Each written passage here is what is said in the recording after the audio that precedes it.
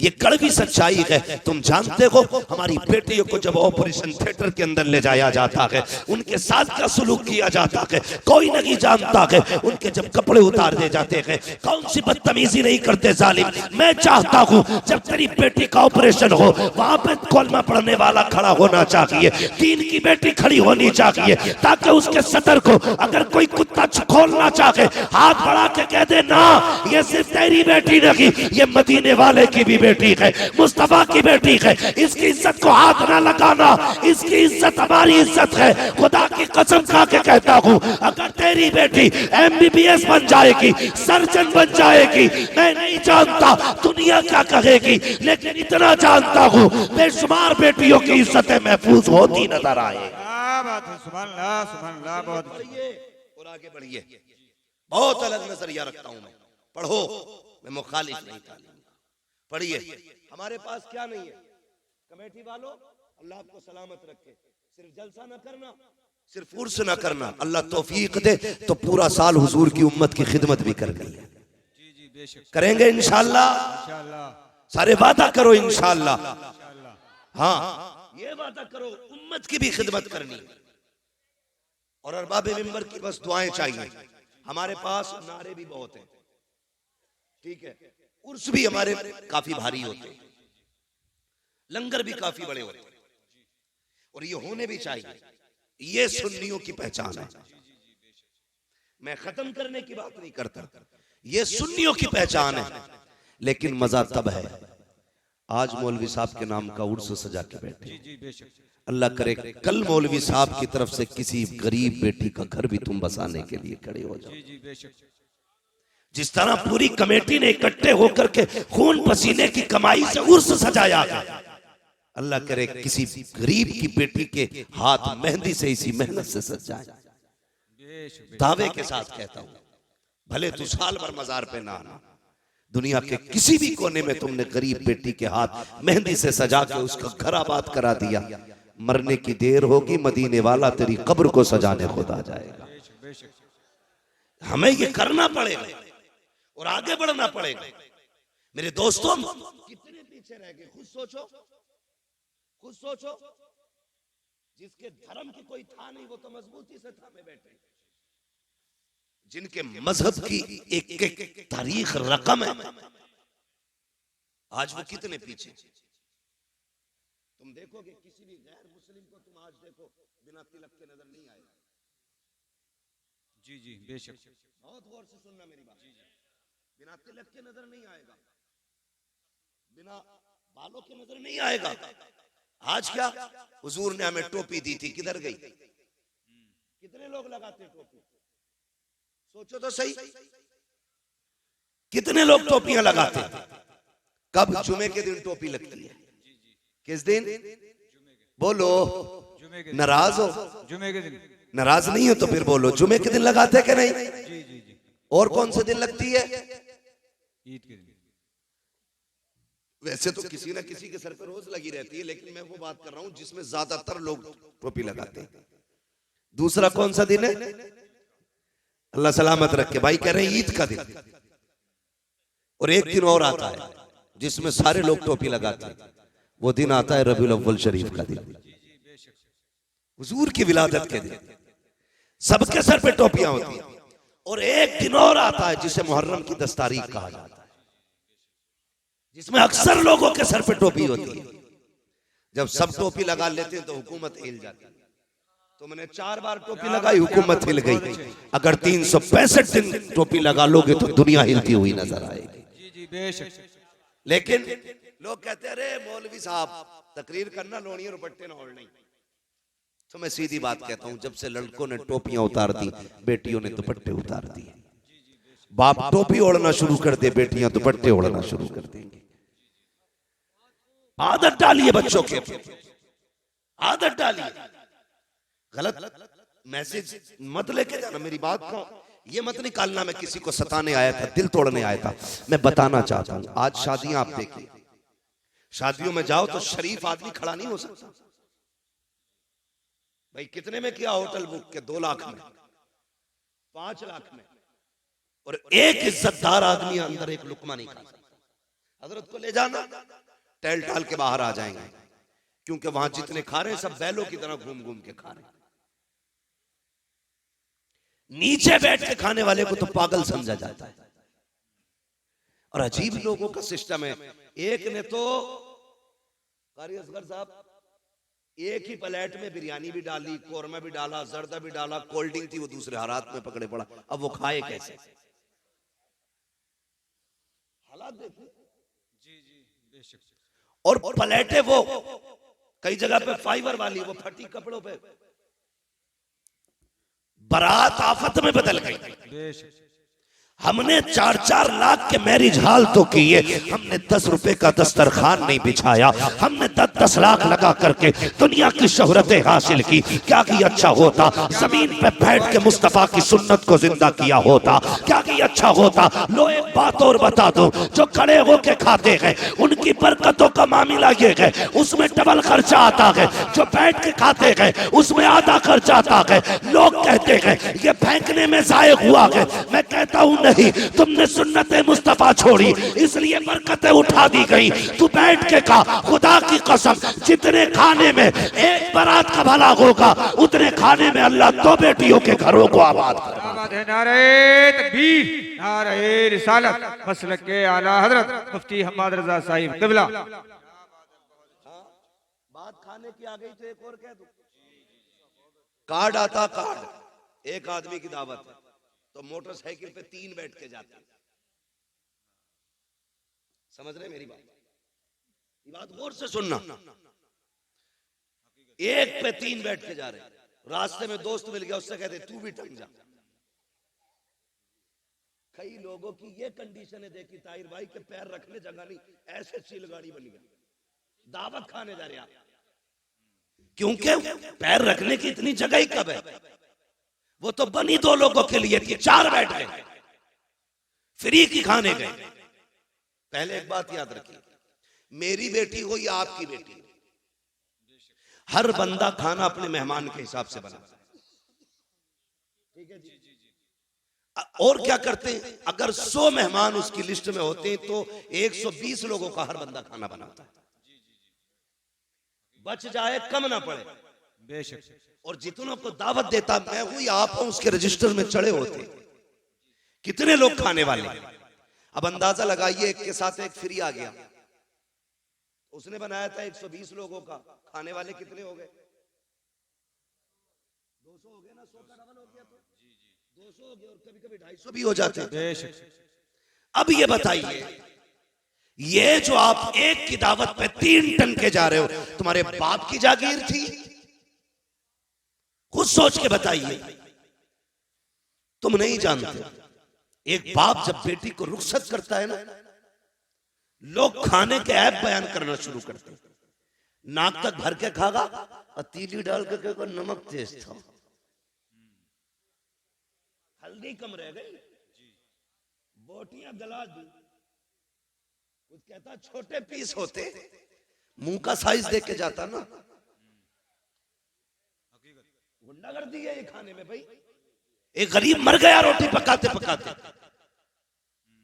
तुम किसी के खाने को खाने के बाद कहते हो इसका चावल कच्चा था, नमक तेज था, मिर्च ज्यादा थी, हल्दी कम डाली गई, तेल ज्यादा था। और यार इतना बोलने से पहले जरा पंडाल में जिधर खाना चल रहा है उधर देख तो सही। किसी कोने में बेटी का बाप गर्दन झुकाए खड़ा होगा, वो देख रहा होगा, वो दिल में कहता होगा मालिक रोटी कम ना पड़ जाए, मालिक शोरबा कम ना पड़ जाए। किसी कोने में खड़े होके कहता है या अल्लाह आज इज्जत रख लेना, तुझे क्या पता तेरी नजर में तो एक वक्त का उड़द गोश्त है। उस बाप से पूछ उसने इस उर्दों के लिए कितने दिन ओवर टाइम ड्यूटी की है, उससे पूछ एक वक्त के खाने के लिए उसने कितनी रातों में उठ उठ के मजदूरियां की है, उससे पूछ उसने कितनी मेहनत से एक बारात का खाना बनाया है। जब से बेटी पैदा हुई है इसने नए कपड़े पहनना छोड़ दिए थे, जब से बेटी घर में आई थी इसने घी दूध खाना छोड़ दिया था, जब से बेटी घर में आई थी इसने अपने शौक खत्म कर दिए थे। और तू कहता है खाने में कमी रह गई है। और शर्म कर। अगर खाने में कमी थी भी तो ना कहता कमी है, अगर कोई पूछता कैसा है कह देता खुदा का शुक्र है, बड़ा अच्छा खाना बना है। तेरा इतना कह देने से तेरे पेट में दर्द नहीं होता, लेकिन इतना जानता हूँ अगर तू खाने की तारीफ करता जमीन पर गरीब राजी हो जाता, अर्शों पे खुदा की रहमतें राजी हो। क्या बात है, सुभान अल्लाह सुभान अल्लाह, बहुत अच्छी बहुत खूब। हाँ, पहली बात तो ये करनी है भाई, जितनों की दावत है इतनी जाएंगे, समझ गए? बोलो इंशाल्लाह। हाँ, जितनों की दावत है उतने ही जाएंगे। और मैं तो कहता हूं अगर तुम्हें पता चले ना कोई बेटी को रुखसत कर रहा है और उसने अपनी इज्जत बचाने के लिए लोगों को दावत दी है खाने की, तुम्हारी खुराक तो रोटी है ना, एक रोटी अपने घर खा के जा, एक रोटी बेटी वाले के दस्तरखान पे खा, एक रोटी बचा दे। खुदा की कसम अगर तेरी छोड़ी हुई एक रोटी से गरीब की इज्जत बच गई, अल्लाह कयामत में तेरी इज्जत की हिफाजत फरमाएगा। सुभान अल्लाह सुभान अल्लाह। हाँ, ये सुभान बहुत अल्लाह। छोटी छोटी बातें हैं, लेकिन ये जन्नत में ले जाने वाली बात। बेशक बेशक। लोगों की इज्जत का ख्याल रखा करो, मान रखा करो लोगों की इज्जत का। अल्लाह आपको सलामत रखे। कोशिश ये करनी है, हमें सिर्फ जलसा नहीं कराना है, हमें हुजूर के दीन की भी मदद करनी है, हमें इस्लाम की बेटियों की भी मदद करनी है। और एक बात जिम्मेदारी के साथ कहना चाहता हूं, जो जरूरी बातें वही कहने के लिए आया हूं। कोशिश ये करें, मैंने भी मस्जिद देखी, अल्लाह सलामत रखे उन लोगों को जिन्होंने मस्जिदों को अपने घर से ज्यादा खूबसूरत बनाया है। और इतनी गुजारिश हो रही है, जैसे तुमने पत्थर से मस्जिद को सजाया है ना, वैसे सजदे से भी मस्जिद को सजा लेना। जिस खूबसूरती से तुमने मस्जिद बनाई है ना, उसी खूबसूरती से तुम जाकर सफों में भी बैठना। अल्लाह सबका दिल मस्जिद में लगाए, सबको 5 वक्ता नमाजी बनाए। बड़ी प्यारी मस्जिद है और लग रहा था कि हाँ किसी जगह पे बैठे। मगर मेरा एक मशवरा और है, इस वक्त सबसे ज्यादा जरूरी है हमारी खानकाहों, हमारे मदरसों, हमारी मस्जिदों के साथ साथ हमारे अपने स्कूल भी होने चाहिए। जी जी बेशक। हमारे अपने, समझ गए ना मेरी बात? स्कूल जहां हिंदी इंग्लिश पढ़ाई जाती है, स्कूल, समझ गए ना? खानकाहों के साथ साथ हमारे अपने स्कूल भी होने चाहिए। इस वक्त कौम मुस्लिम कहां खड़ी है? एक ऐसे दोरागे पे कौम मुस्लिम खड़ी है कि तबाही के अलावा कोई रास्ता नहीं। बेशक। या तो आप अपनी बेटी को जाहिल रखिए और या फिर आप बेटी से हाथ धो बैठिए। बस 2 रास्ते हैं तुम्हारे पास। समझ रहे मैं क्या कहना चाह रहा हूं? या तो जाहिल रखिए आप बेटी को, अगर बेटी को बचाना चाहते हो तो जाहिल रखिए, और पढ़ाओगे तो खो बैठोगे। इसकी वजह यह है कि हमारे अपने स्कूल नहीं है, हमारे अपने कॉलेज नहीं है। लोग कहते नहीं नहीं कोई बात नहीं है, बेटी पे पूरा एतमाद है। मैं बेटियों तक एक बात पहुंचाना चाहूंगा, खुदा की कसम सुनो, दुनिया में जो तुम्हारा बाप तुमसे प्यार कर सकता है वो तुमसे कोई प्यार नहीं कर सकता। बेशक बेशक। लेकिन कमी क्या की हमने? हमने अपनी बच्चियों को स्कूल नहीं दिए। वो ट्यूशन पढ़ने जाती हैं, वो स्कूल पढ़ने के लिए जाती हैं। ट्यूशन के नाम पे क्या होता है आप सोच भी नहीं सकते। इस्लाम दुश्मन ताकतें पूरी प्लानिंग के साथ खड़ी है, तेरी बेटी को घर से कदम निकालने की दे रहे। मैं नहीं कहता तेरी बेटी गलत है, लेकिन उसे बिगाड़ने में ज्यादा देर नहीं लगती है, इसलिए कि इस्लाम के दुश्मन पैसे भी लिए खड़े हैं, ऐश के सामान भी लिए खड़े हैं, पूरी मदद भी उनके साथ है। जो लड़कियां चाहती हैं वो हो जाता है, इसलिए कि पावर ताकत उनके साथ है। क्या कर सकते हो तुम? कुछ नहीं कर सकते। तुम्हें बताऊं दिल रोया जब मैंने एक वीडियो के अंदर देखा, हमारी बेटियां ट्यूशन पढ़ने गई तो वहां के पढ़ाने वाले उनके साथ बदतमीजियां कर रहे हैं। उनको दो लड़कों के बीच में बैठाया जाता है, दो लड़कों के बीच में एक लड़की बैठी होती है। हम ये सोचते हैं बेटी पढ़ने गई है, अरे मती मारी गई है हमारी, हम किस जगह पे चलने लगे हैं, आंखें बंद करके बैठे हो। कल जब बेटी चली जाती है सोनू मोनू के साथ सोती है, फिर सर पीट के रह जाते हो, कैसे पलट के आएगी। गई हुई इज्जत कभी आया नहीं करती, जाने वाली आबरू कभी लौट के नहीं आती है। जैसे कबान से निकला तीर कभी वापस नहीं आता, जबान से निकली बात कभी वापस नहीं आती है, घर से निकली इज्जत कभी वापस नहीं आया करती है। जब बेटियां बेआबरू हो जाती हैं कितना तड़प लो, कुछ नहीं होगा। अगर इज्जतें चाहते हो अपने स्कूल बनाओ, अपने कॉलेजेस बनाओ, उनको तालीम दो और दुनिया को बता दो हम करबला वाले हुसैन के मानने वाले हैं। खानकाहे भी हम बनाएंगे, स्कूल भी हम बनाएंगे। नारे तकबीर, नारे रिसालत, मसलके आला हजरत फैजाने हुजूर ताजुल शरिया, रज़वियों की तकरीर, नबी के दुश्मनों की फूट गई तकदीर।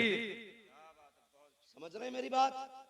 ये भी कोशिश करो खान साहबो, तुम्हारे अपने स्कूल होने चाहिए और फख्र से कहो हमारा अपना स्कूल है। क्या इनके नकाब नहीं उतारे गए स्कूलों में? दुनिया गूंगी बनी रही, मुझसे बर्दाश्त नहीं होता। मौत एक बार आनी है, एक बार मरना है। और याद रखिएगा किसी ना किसी को तो कुर्बान होना पड़ेगा, किसी ना किसी को तो मरना पड़ेगा। मेरी बात सुने, हमारी बेटियों के नकाब उतारे गए स्कूल में एंट्री से पहले, ड्रेस के नाम पे उनके कपड़े उतार दिए गए। तुम्हारे अपने स्कूल होंगे, किसी की मां ने दूध नहीं पिलाया है, किसी की बेटे की कोई जूती उतार सके, कपड़े तो बड़ी बात।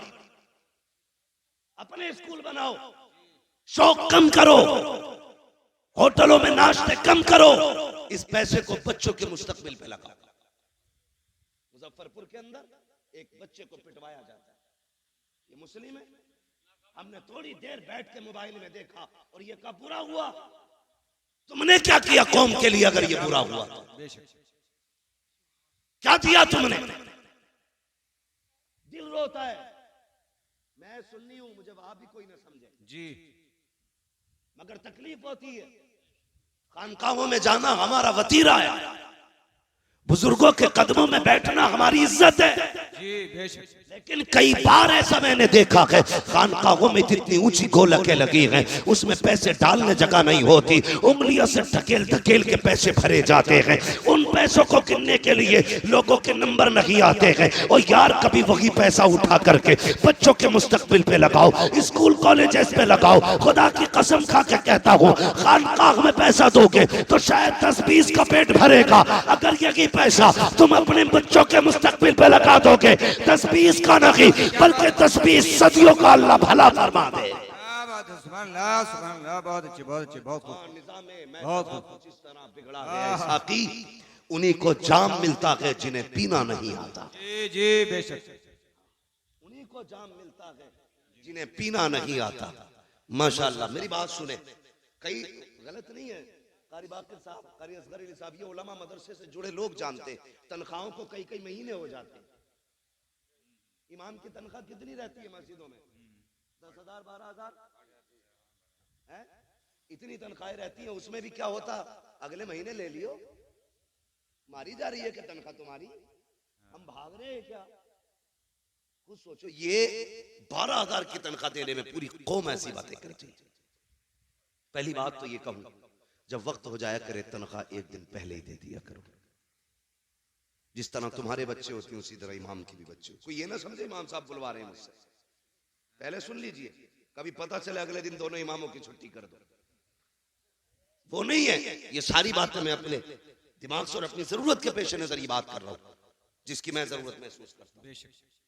हाँ, इमामों की तनख्वाहें बेचारों की 6-6 महीने लेट है। उनके भी बच्चे हैं, वो भी बीमार होते हैं, उनकी भी दवाइयां हैं, उनके भी शौक हैं। लोग कहते हैं दिल नहीं लग रहा नमाज में, लगेगा कहां से, तनख्वाह तूने दी नहीं। उसके घर आ गई है भतीजे की शादी, बीवी ने कहा इमाम साहब की सूट तो जरूर बनेगा। तो वो फजर में भी खड़ा है ना, दुनिया सो रही है, वो हिसाब लगा रही है कहां से लाऊंगा, तो तेरा दिल लगेगा नमाज में? खुद बताना, वो कह रहे अल्लाह अकबर, उसके बाद कह रहे पता नहीं उस दुकान पर 1700 का मिलेगा, वहां 1800 का, वहां 2100 का, वो भी पैसे मिले भी नहीं है, किससे उधार लूंगा, ये सारा हिसाब जब फजर में लगेगा तो दिल लगेगा नमाज में? जरूरतें पूरी कर दो। जब वो खड़ा हो ना, उसका दिमाग दुकान पे न जाए, उसका दिमाग सीधा अल्लाह की बारगाह में चला जाए। बेशक बेशक। हाँ, मैंने बड़े बड़े पैसे वालों को ऐसे जेब में हाथ डाल के कहते देखा, अरे यार इमाम साहब थोड़ी देर पहले कहते अभी तो कलवा ले गया, इसका कलवा भी जरूरत पे आता। जी जी। हाँ, ये बड़ा यार एक मिजाज बना लिया लोगों ने। किसी ने किसी का, अरे थोड़ी लेट हो गए भाई तुम, अभी 5 मिनट पहले कह दे। क्या आदतें बन गई? आदतें झूठ और मक्कारी फितरत हो गई हमारी। फितरत है, किसी का इंतकाल हो जाए और तुम ना बताओ, फिर वो पूछे यार तुम जोहर में नहीं थे, यार दफन में गया था, अरे यार मुझे क्यों नहीं बताया, मैं भी जाता। फर्ज कर लो अगर जाते टाइम बता दो चलेगा, अरे यार क्या बताऊं वो बकरा बीमार है ना, मैं भी चलता। मतलब करना आसान ही है, जिधर से चाहो कान पकड़ लो, ये भी कोई जिंदगी है? जिसके साथ खड़े हो खुलूस के साथ खड़े हो, खुलूस के साथ, दिखावा नहीं होना चाहिए, मक्कारी नहीं होनी चाहिए। अरे इमाम साहब अब कहिए तुमने, अभी अभी कलवा आया था, सारी दे दी, चलो फिर भी देखेंगे, ये कह के जान बचा के निकल लेते। अभी आ जावे तावीज देने वाला, एक बकरा लाइए, पैसे ना होंगे तो बीवी के जेवर गिरवी रख के बकरा ला, बकरा। अब तो देखो तरक्की कर ली सबने, पहले मुर्गा मांगते थे, बकरा मांगते, पूरा बकरा चाहिए। ये बता खानदान की तकदीर लिखेगा क्या इससे, पूरे बकरे से? भाई हम तावीजों में और अपनी जरूरत के लिए कुछ भी कर सकते, दूसरे के हक के लिए कुछ करने तैयार नहीं। इन चीजों से निकलिए, खुलूस पैदा कीजिए दिल में। देने वाला कौन है बोलो, सारे बोले कौन देता है, और जोर से कौन देता है? जरूरतें कौन पूरी करता है? अल्लाह करता है ना। उसकी रजा के लिए तू दूसरों के काम चला, वो तेरे काम चलाना शुरू कर दे। हाँ, जब तक तुम अपनी तदबीर, हिसाब लगा रहे 100 रुपए बचा लूं भाई, कल इससे कोरमा बनना है, कीमा लाऊंगा 100 रुपए का, मूंछ पे हाथ मार के खाऊंगा। लाया खरीद के, पक भी गया, अल्लाह ने पेट खराब कर दिया। अब टुक टुक देखते आ, ले भी आया, पक भी गया, खा नहीं सकते। अल्लाह कहता देख ये मेरी पावर है, हम अगर चाहे तो तेरे हाथ में कभी तेरे मुंह में नहीं जाने दे सकते। जी बेशक। हाथ में भी। और कहता जो हम पे भरोसा करता है ना, हम उसे वहां से देते जहां से वो सोच भी नहीं सकता है, बेशक बेशक, सोच भी नहीं सकता है। इसलिए मेरी गुजारिश है जहां जरूरत है वहां इन्वेस्ट करो। बेशक। लेकिन आज सबसे बड़ा तो दबंग वही है ना जो सबसे ज्यादा इमाम को डरा के रखे। और इमामों से भी हाथ जोड़ के गुजारिश है, प्रधान आ जा तो सराहना ना छोड़ा करो, तुम इमाम हो। हाँ, ये भी मामलात खराब हैं। प्रधान आ गए तो जगह छोड़ दी, कोई गरीब आ गया तो हिलने ही तैयार नहीं। अपना भी समझो एक ही सफ में खड़े हो गए महमूद व अयाज, ना कोई बंदा रहा ना कोई बंदा नवाज। प्रधान भी है खड़ा हो लाइन से, कौन है तू? मैं वो हूं जो गांव का प्रधान है, मैं मुखिया हूं, मैं जमींदार हूं। होगा तू, मैं मस्जिद का इमाम हूं। तेरी रसाई कहां तक है? थाने तक। मेरी रसाई खुदा तक है। तू थाने कब जाता है? जब दलाली का नंबर हो। मैं खुदा तक कब जाता हूं? दिन में 5 बार लेके जाता हूं।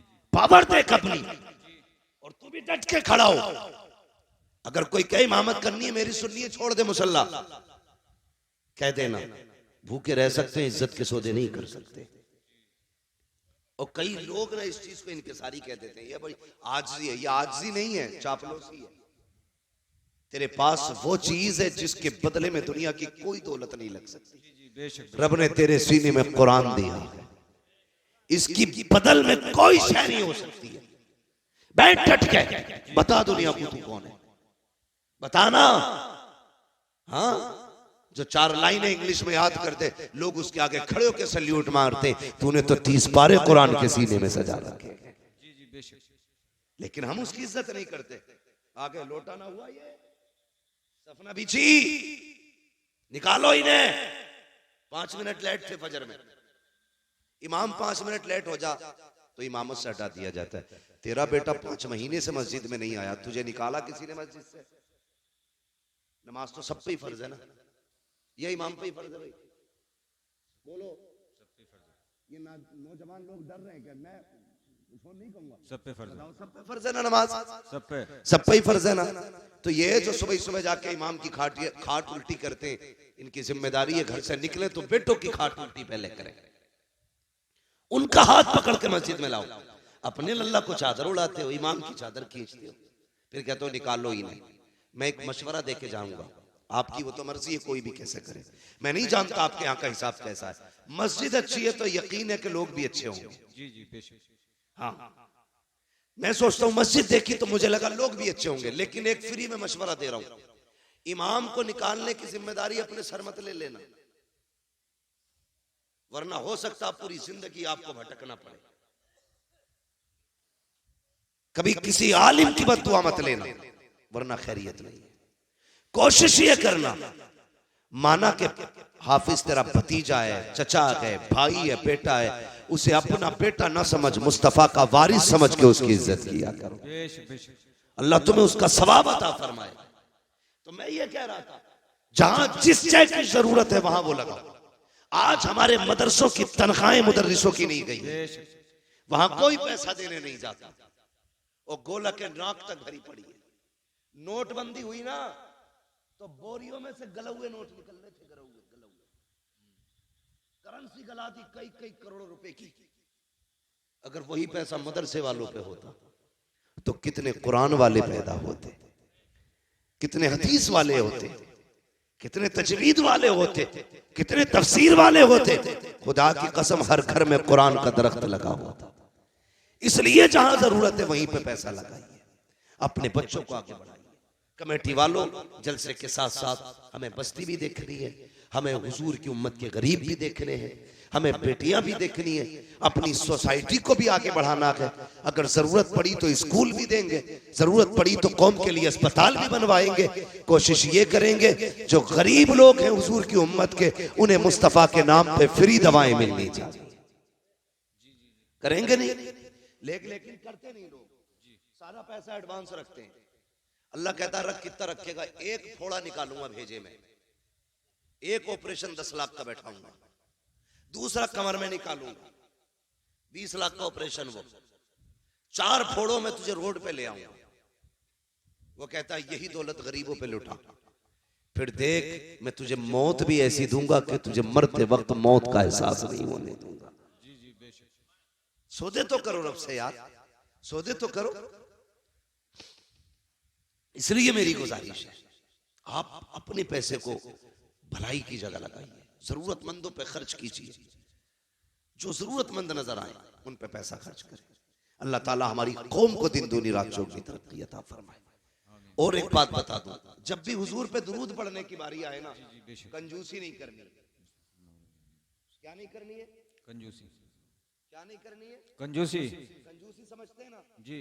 मैं आप ही के इलाके का हूं, आप ही की जबान बोल रहा हूं।